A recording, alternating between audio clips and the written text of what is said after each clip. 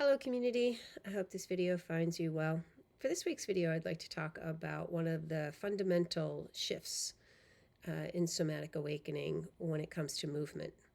So oftentimes when we go into a movement class or we think about movement, we often think that we are performing it, that someone's giving us instruction and we take on the inner posture of actually performing. But in somatic awakening, we try to dissolve that inner posture of performance and we think about exploring. That's why all of the movements that we do, I call explorations. They're not exercises. Exercises often denote that it's repetitive motion of some way and we are just performing them. But in somatic, we're looking to develop an intimate relationship with our soma, with our body. And we want to explore what's happening. Now, you can take this exploratory posture into any type of exercise, not just the somatic movements, because really what the difference is, it's about developing sensory awareness.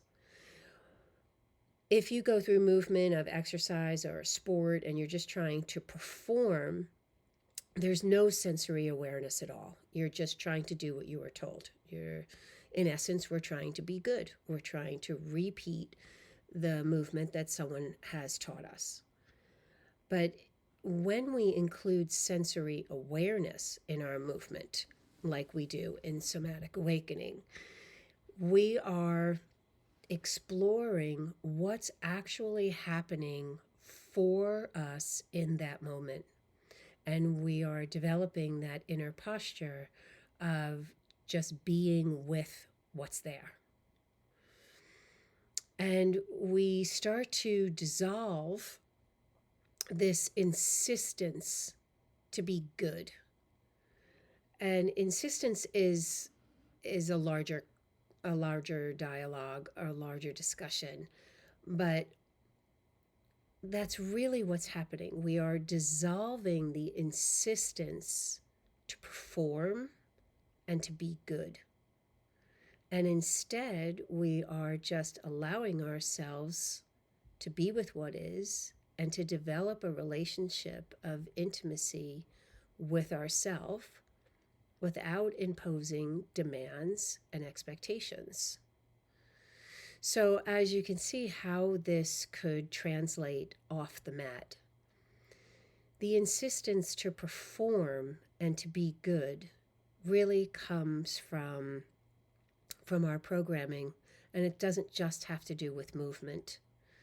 And when we're just performing our lives and trying to be good, we are not really creating an intimate relationship with ourselves. In fact, we don't even really know ourselves.